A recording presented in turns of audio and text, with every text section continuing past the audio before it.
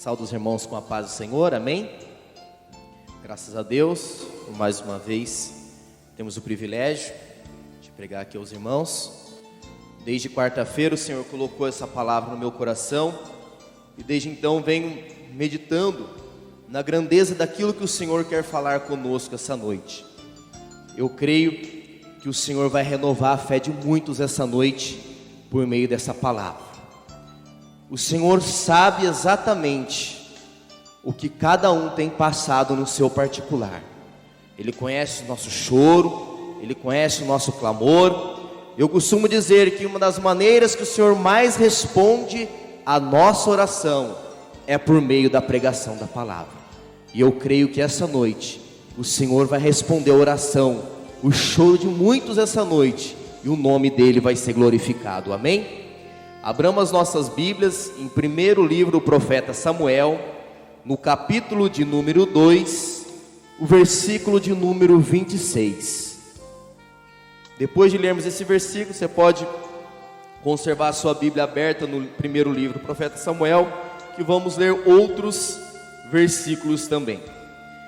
Diz assim a palavra do Senhor: e o jovem Samuel ia crescendo e fazia-se agradável assim para com o Senhor, como também para com os homens.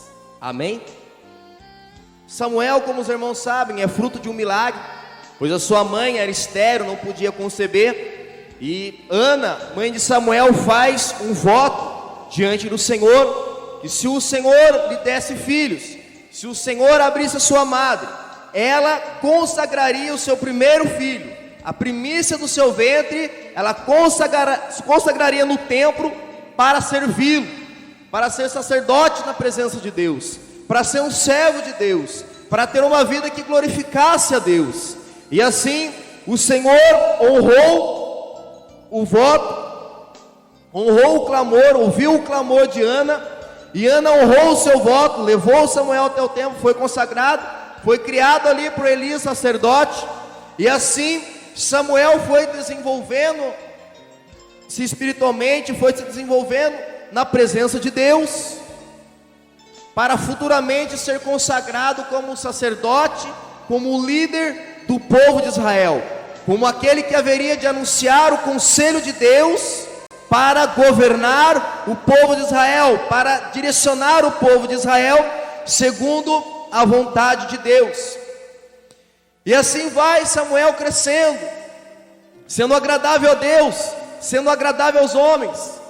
Nós vemos que o ministério de Samuel vai sendo confirmado de ano em ano, conforme Deus operava, conforme Deus realizava através do seu Espírito sobre a vida do profeta Samuel. O Senhor vem testificando que Ele é com Samuel, que Ele tem uma aliança com este homem. Aqui no capítulo 3 nós vemos pela primeira vez Samuel ouvindo a voz de Deus, aprendendo a ouvir a voz de Deus e a obedecer, que nós podemos dizer que a principal característica de um filho de Deus, de um servo de Deus, é ouvir a voz do seu pai e obedecer, reverenciar a autoridade do seu pai e custe o que custar, obedecer. Se você ler esse texto, você vai ver que o Senhor deu de cara para Samuel uma revelação dificílima, uma profecia dificílima para entregar para Eli, acerca do juízo que Deus traria sobre a casa de Eli. E Samuel ousadamente entrega o conselho de Deus, e assim vai Deus gradativamente operando na vida de Samuel. Em 1 Samuel, no capítulo de número 3, no versículo 19, nós lemos assim: e crescia Samuel, e o Senhor era com ele, nenhuma de todas as suas palavras deixou cair em terra, e todo Israel, desde Dan até Berseba, conheceu que Samuel estava confirmado por profeta no Senhor, e continuou o Senhor a aparecer em Siló, porquanto o Senhor se manifestava a Samuel em Siló pela palavra do Senhor. O título dessa mensagem é Reconhecendo Deus na vida de um homem. A operação de Deus era notória na vida de Samuel, mesmo sendo jovem. Não tinha como Israel negar que Deus não era com esse homem. Não tinha como. Toda a palavra, toda a revelação, toda a profecia que o Senhor dava a Samuel, o Senhor confirmava, o Senhor cumpria. O sobrenatural de Deus era glorioso na vida de Samuel. Samuel exerceu no seu ministério num tempo onde não havia rei. Havia se passado a fase dos juízes e o povo estava fazendo o que queria. Havia abominações terríveis em Israel. E o Senhor estava contando com Samuel para colocar ordem no seu povo. E à medida que o tempo passava, isso ficava notório, que Deus era com ele. Mas chegou um tempo na vida de Samuel, que ele começou a perder o respeito do povo de Israel. Quando chegou a sua velhice, ele coloca os seus filhos como juízes sobre o povo, mas os seus filhos não andavam na presença de Deus como Samuel andava. Está lá em 1 Samuel, no capítulo de número 8, a partir do versículo 1, gostaria de ler com a igreja, que diz assim: sucedeu que, tendo Samuel envelhecido, constituiu os seus filhos por juízes sobre Israel. E era o nome do seu filho primogênito Joel, e o nome do segundo Abia, e foram juízes em Berseba. Porém seus filhos não andaram pelos caminhos dele, antes se inclinaram à avareza, e tomaram presentes, e perverteram o juízo. Então todos os anciãos de Israel se congregaram, e vieram a Samuel a Ramá, e disseram: eis que estás velho, e teus filhos não andam pelos teus caminhos. Constitui-nos, pois, agora um rei sobre nós, para que nos julgues como tem todas as nações. Porém essa palavra pareceu mal aos olhos de Samuel, e quando disseram: dá-nos um rei para que nos julgue, e Samuel orou ao Senhor. E disse o Senhor a Samuel: ouve a voz do povo em tudo quanto te disserem, pois não te tem rejeitado a ti, antes a mim me tem rejeitado, para eu não reinar sobre eles, conforme todas as obras que fizeram desde o dia em que os tirei do Egito até o dia de hoje, pois a mim me deixaram, e a outros deuses serviram, assim também te fizeram a ti. Agora, pois, ouve a sua voz, porém protesta-lhes solenemente, e declara-lhes qual será o costume do rei que houver de reinar sobre eles. E falou Samuel todas as palavras do Senhor ao povo que lhe pediram o rei, e disse: este será o costume do rei que houver de reinar sobre vós. Ele tomará os vossos filhos e empregará para os seus carros e para seus cavaleiros, para que corram diante dos seus carros, e os porá por príncipes de milhares e por cinquentenários, e para me lavrarem a sua lavoura, e seguem a sua cega, e façam as suas armas de guerra e os petrechos de seus carros. E tomará as vossas filhas para os perfumistas, cozinheiras e padeiras, e tomará o melhor das vossas terras e das vossas vinhas e dos vossos olivais, e vos dará aos seus criados, e as vossas sementes e as vossas vinhas dizimará, para dar aos seus eunucos e aos seus criados. Também os vossos criados e as vossas criadas, e os vossos melhores mancebos e os vossos jumentos tomará, e os empregará no teu trabalho. Dizimará o vosso rebanho, e vos servireis de criados. Então naquele dia clamareis por causa do vosso rei, que vós haverdes escolhidos, mas o Senhor não vos ouvirá naquele dia. a autoridade do homem de Deus começa a ser questionada, começa a ser rejeitada. Nós vemos Samuel sair de um período de aclamação, de aceitação, de reconhecimento ministerial, de respeito do povo, e entrar numa fase de rejeição, por conta dos pecados dos seus filhos. Então ele começa a perder o respeito do povo de Israel. Na verdade, porque o coração do povo já estava inclinado à rebelião, à idolatria, e queria achar um pretexto para não ser mais governado por um homem segundo o coração de Deus, mas ser governado por um rei conforme o modelo do mundo. Não queriam mais aceitar a autoridade do próprio Deus vivo, queriam viver conforme os costumes do mundo. Israel começou a admirar o mundo, e depois que você admira o mundo, você começa a desejar o que há no mundo, você começa a amar o que há no mundo, e quer ter o que há no mundo. E assim começa esse processo de rejeição. E quando eu preparava essa mensagem, o Senhor falava comigo de pessoas que aqui estão, que estão tendo os seus ministérios rejeitados, semelhantemente a Samuel.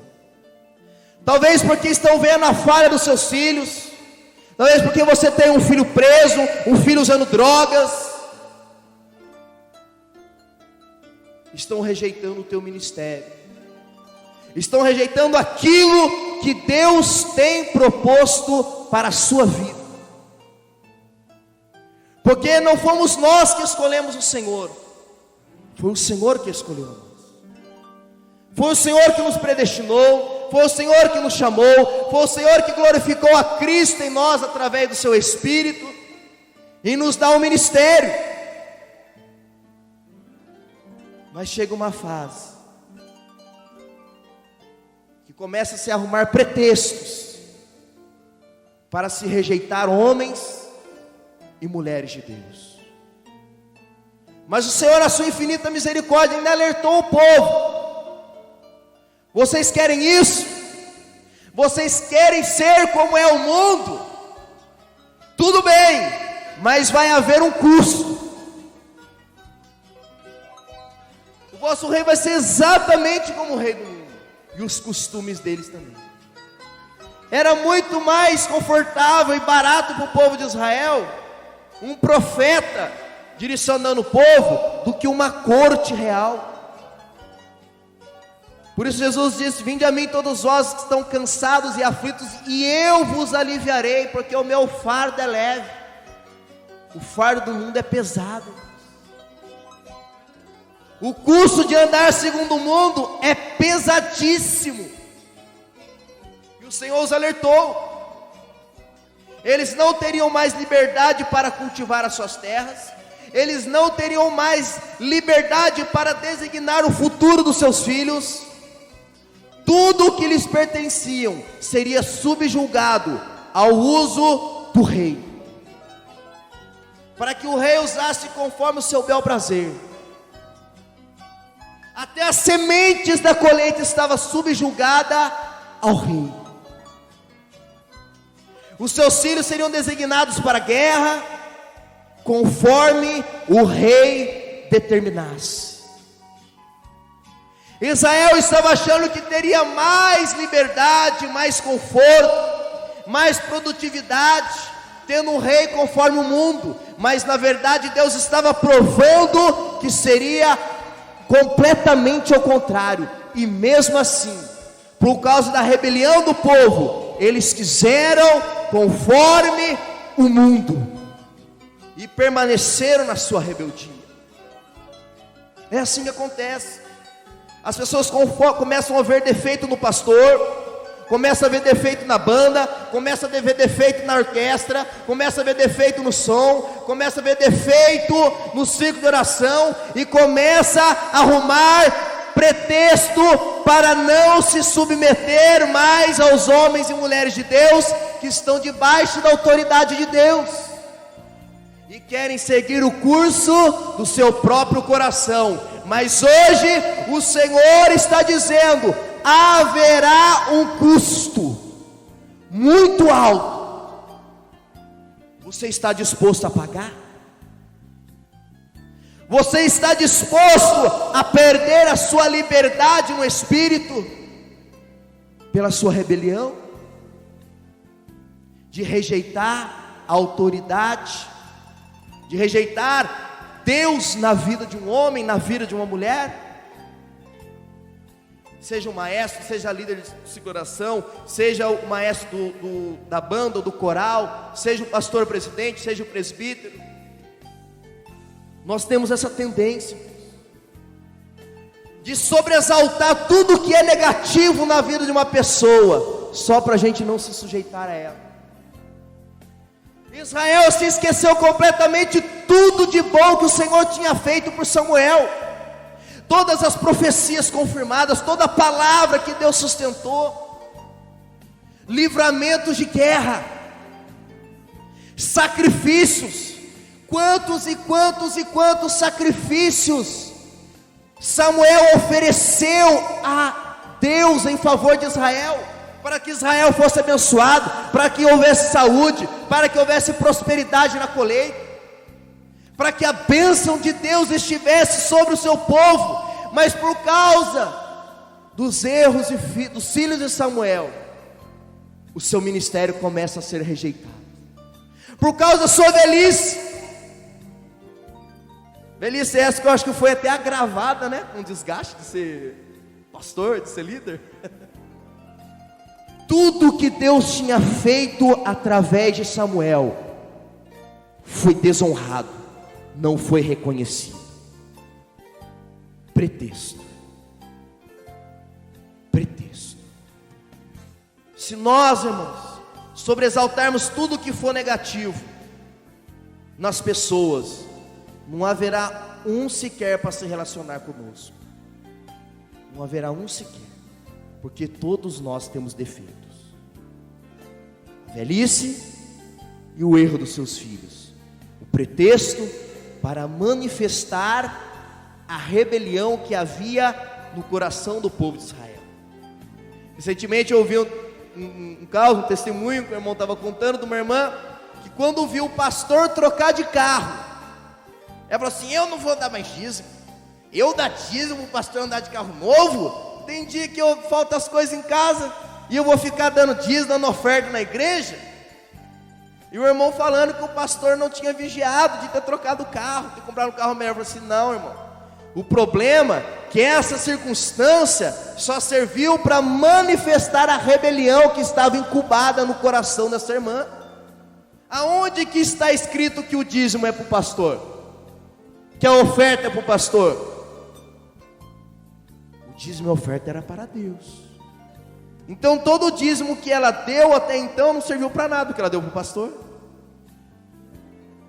Foi uma situação que serviu para revelar a rebelião que já havia no seu coração. Ela dava o dízimo com tristeza, ela dava o dízimo com pesar, talvez pensando assim: nossa, podia comprar mais um saco de arroz, mais um pacote de feijão, mas eu tenho que dar o dízimo. Só que o Senhor ama quem dá com alegria. Assim provavelmente era o povo de Israel. Eles se submetiam a Samuel, mas com tristeza. Mas bem que a gente podia fazer igual lá no mundo, né? Não é verdade? Talvez aqui tem alguém pensando no seu coração: nossa, a igreja exige tanta santidade, exige tanto arrependimento, bem que podia ser mais light, não é verdade? Talvez você pode estar pensando assim no seu coração. E o Senhor está trazendo essa palavra para te confrontar por amor à sua alma, porque há um custo. A rebelião à autoridade de Deus há um custo muito pesado. É um fardo que esmaga, é um fardo que oprime. Mas o fardo de Deus é leve e suave. É gostoso, porque onde há o Espírito de Deus, aí há liberdade. Não perca a sua liberdade com Deus, por amar o que há no mundo, por desejar aquilo que no mundo há. Samuel é rejeitado, e o Senhor conforta Samuel: Samuel, não é você, não é com você o problema, é comigo. Eu quero dizer para você essa noite que está tendo seu ministério rejeitado por alguma razão, provavelmente semelhante à de Samuel. A primeira e a pessoa mais importante que deve reconhecer o seu ministério, a sua chamada, é você mesmo. Não importa o que os outros dizem. Se Jesus fosse parar por aquilo que os saduceus, os fariseus, os ímpios diziam, ele não teria suportado a cruz. A primeira e a mais importante pessoa que tem que reconhecer a sua chamada é você mesmo. É você que tem que reconhecer, é você que tem que assumir a sua responsabilidade perante Deus, para que Ele ao seu tempo te exalte. Nós vemos que havia outros profetas no tempo de Samuel, mas na Bíblia há um livro com o nome dele, 2 livros com o nome dele. Foi honrado por Deus, por perseverar em seguir ao Senhor. Nós vemos que com toda a rejeição, Samuel ainda continuou a dar assistência a Saul, continuou a estar disposto a buscar o bem do povo, mesmo sendo rejeitado pelo povo. Soa semelhante a alguma outra pessoa isso? Não é semelhantemente o que aconteceu com Jesus? Veio para o que era seus, mas não foi recebido pelos seus. Jesus, semelhantemente a Samuel, foi rejeitado pelo povo por conta de pequenos pretextos religiosos, hábitos fora da vontade de Deus, que eles recusavam-se a abrir mão para ter que aceitar a Jesus como o Filho de Deus. Lucas, no capítulo de número 4, Evangelho do nosso Senhor Jesus Cristo, segundo escreveu Lucas, no capítulo de número 4, a partir do versículo de número 14, diz assim: Então, pela virtude do Espírito, voltou Jesus para a Galiléia, e a sua fama correu por todas as terras em derredor, e ensinava nas suas sinagogas, e por todos era louvado. E chegando a Nazaré, onde fora criado, entrou num dia de sábado, segundo o seu costume, na sinagoga, e levantou-se para ler. E foi-lhe dado o livro do profeta Isaías, e quando abriu o livro, achou o lugar em que estava escrito: O Espírito do Senhor é sobre mim, pois que me ungiu para evangelizar os pobres, enviou-me para curar os quebrantados de coração, e apregoar liberdade aos cativos, e dar vista aos cegos, e pôr em liberdade os oprimidos, a anunciar o ano aceitável do Senhor.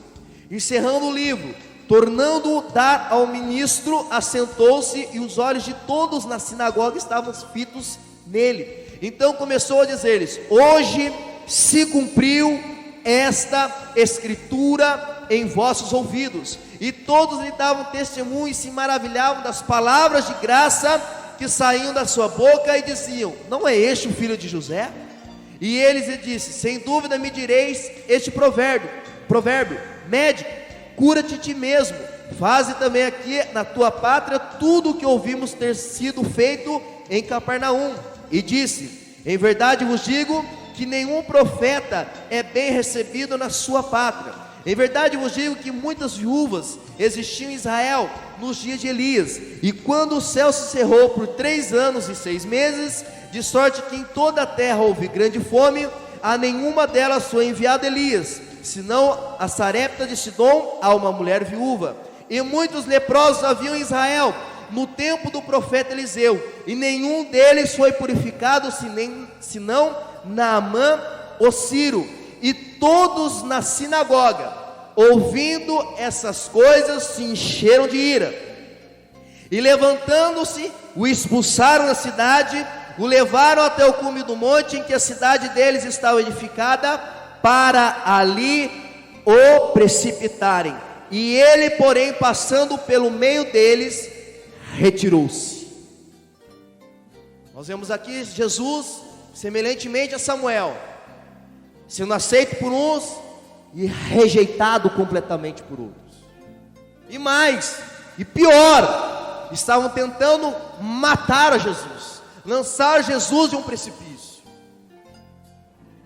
E Jesus está aqui revelando a eles o mistério, o segredo, o poder que há de se reconhecer a Deus na vida de um homem.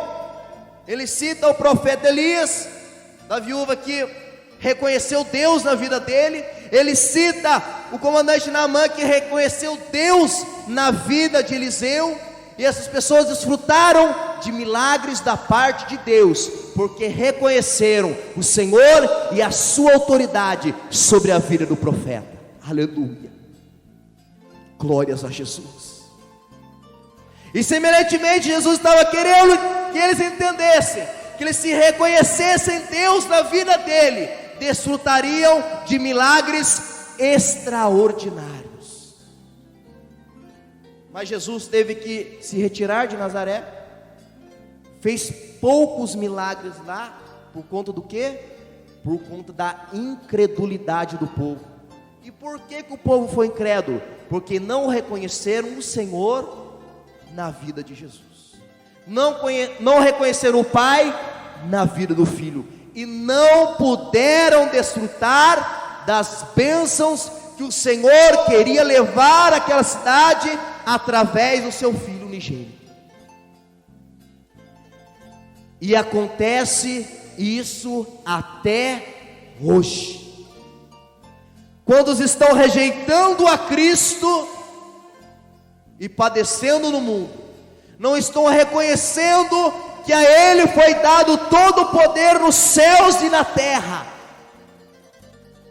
para fazer maravilhas, e estão perdendo, estão se perdendo, por não reconhecerem a autoridade de Deus na vida de Jesus. Aquele episódio onde Jesus cura o paralítico que desceram ele pelo buraco do telhado, Jesus o curou para demonstrar aos fariseus que ele tinha autoridade da parte do Pai para perdoar pecados. Quando alguém não reconhece o seu ministério, quem mais perde não é você, é quem não reconhece. Quem não reconhece Deus na sua vida, quem mais perde não é você, mas é quem não reconhece. Descansa, descansa no Senhor, descansa, entrega na mão dele, descansa, porque Jesus sabe exatamente quando passamos por isso, porque Ele passou por coisas ainda piores,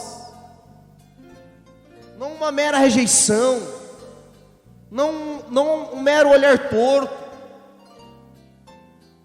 mas ser assassinado por conta da rejeição. Mas nós vemos, assim como Deus tinha propósito na rejeição do ministério de Samuel, o Senhor tinha propósito na rejeição do ministério do seu filho na terra. Já estava designado por Deus, para que ele padecesse, fosse perseguido, fosse desprezado e então crucificado, para pagar o preço pelos nossos pecados, para que ele levasse sobre si a minha e a sua condenação e nos livrasse da condenação. Às vezes parece que as coisas estão saindo do controle. Por que Pedro negou Jesus 3 vezes? Porque para ele estava tudo perdido, tinha saído do controle, não era aquilo que ele estava esperando de Jesus. Descanse, se você continuar confiando no Senhor, aconteça o que acontecer, Ele está sob o controle da sua vida, Ele está sob o controle do seu ministério, Ele está sob o controle da sua casa, dos seus negócios. Aos seus olhos parece que está saindo do controle, mas se você continuar confiando, o controle de Deus é que prevalecerá. Jesus foi rejeitado por uns e adorado por outros, repudiado por uns, amado e aceito por outros. Tem um ditado, né? Quando alguém está desagradando a gente fala assim: nem Jesus conseguiu agradar todo mundo. Esse que o povo fala. Mas há consequências para aqueles que o aceitam e para aqueles que o rejeitam. E a palavra de Deus, ela declara isso, como o Senhor declarou através de Samuel, o custo, o prejuízo que teriam por rejeitar a autoridade de Deus sobre eles. A palavra de Deus também declara o custo, o prejuízo de se rejeitar a Jesus Cristo como o único Salvador e Senhor. João, no capítulo de número 3, versículo de número 36, João Batista testemunhando de Jesus diz assim: aquele que crê no Filho tem a vida eterna, mas aquele que não crê no Filho não verá a vida, mas a ira de Deus sobre ele permanece. Há um custo para os incrédulos, há um custo para aqueles que rejeitam a Deus. João, no capítulo de número 1, no versículo número 11, o Senhor diz assim: veio para o que era seu, e os seus não o receberam, mas a todos quanto receberam, deu-lhes o poder de serem feitos filhos de Deus, aos que creem no seu nome, os quais não nasceram do sangue, nem da vontade da carne, nem da vontade do varão, mas de Deus. A salvação para aqueles que o aceitam. Se só o justo se salva, o que será do ímpio e do pecador? Se é só aquele que reconhece o poder e a autoridade de Cristo para perdoar pecados, o que será daquele que o rejeita? João 3,16 diz assim: porque Deus amou o mundo de tal maneira que deu seu Filho unigênito para todo aquele que nele crê e não pereça, mas tenha a vida eterna. Porque Deus enviou o seu Filho ao mundo, não para que condenasse o mundo, mas para que o mundo fosse salvo por ele. Quem crê nele não é condenado, mas quem crê já está condenado, porquanto não crê no nome do unigênito Filho de Deus. E a condenação é essa: que a luz veio ao mundo, e os homens amaram mais as trevas do que a luz, porque as suas obras eram más. Amaram as trevas mais do que a luz. 1 João, no capítulo de número 2, no versículo número 15, primeira carta do apóstolo João, no capítulo de número 1, no capítulo número 2, no versículo de número 15, a palavra do Senhor diz assim: não ameis o mundo, nem o que o mundo há.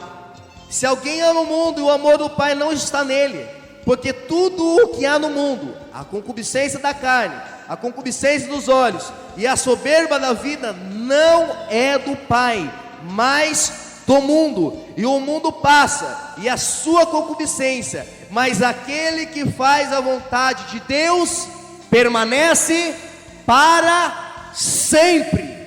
Aquele que faz a vontade de Deus tem a vida eterna. Aleluia. Mas se amarmos o mundo, como poderemos ter um relacionamento com Deus? Se desejarmos os desejos da carne, a concupiscência da carne, a concupiscência dos olhos, a soberba da vida, como teremos comunhão com Deus? Porque se nós o rejeitarmos, Ele também nos rejeitará. Achegai-vos, pois, a Deus, e Ele se achegará a vós. A vida nossa gira em torno dessa realidade, irmãos. O destino da nossa alma gira em torno dessa verdade.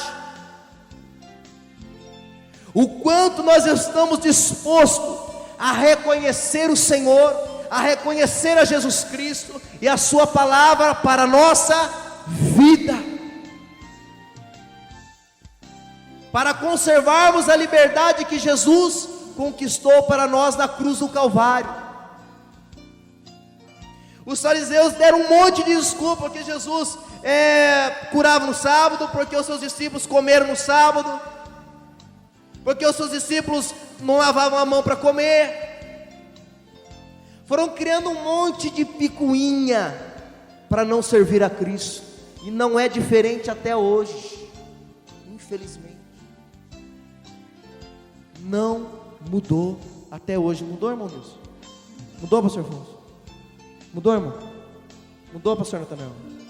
Não mudou. Por causa de coisinha. Se rejeita a autoridade de Deus. Se rejeita Deus na vida de um homem ou na vida de uma mulher que está à frente da sua obra. Se rejeita o próprio Cristo como Salvador. Se eu me tornar crente, eu não posso mais ir no bar. Se eu me tornar crente, eu não posso mais fumar. Melhor não. A mão das trevas mais do que a luz. Eu queria convidar a igreja para orar. Tentei ser obediente, de entregar a palavra no horário. Bati meu recorde hoje. Na unção da síntese, né? O dirigente orou pela unção da síntese. Deus sabe o que você tem passado no seu ministério, na sua casa. Por isso Ele trouxe essa palavra. Talvez você está sendo rejeitado por algumas dificuldades na sua família, semelhantemente de Samuel. Talvez alguém esteja rejeitando a sua pregação, está rejeitando a Cristo. Não é você que está rejeitando, é a Cristo. Talvez você está rejeitando a autoridade espiritual nessa igreja. Talvez você torça o nariz quando alguns irmãos aqui pregam palavras que puxam você para a obediência, para a santidade. Mas se nós rejeitarmos a Deus, Ele também nos rejeitará. Se nós nos envergonharmos do nome de Cristo, Ele também não confessará o nosso nome diante do Pai. Eu quero orar com a igreja essa noite, para pedir a graça do Espírito de Deus sobre as nossas vidas, para amarmos a luz mais do que as trevas, para amarmos mais a palavra de Deus do que o mundo, e reconhecermos a autoridade de Deus na vida daqueles que são chamados para pregoar as suas boas novas, para ensinar a sua palavra e conduzir a igreja do Senhor na sua vontade. Amém? Vamos orar? Senhor, graças nós te damos, ó Deus, por tudo aquilo que o Senhor nos disse essa noite. Te louvamos e te agradecemos, ó Pai, e pedimos a Ti a Tua graça, ó Deus. Pedimos a Ti, Senhor, a Tua ajuda, ó Pai, para que possamos suportar toda e qualquer rejeição, Senhor, por conta da autoridade espiritual que o Senhor tem dado aos Seus filhos, por conta, Senhor, da vocação, da chamada que o Senhor tem dado aos Seus filhos, às Suas filhas.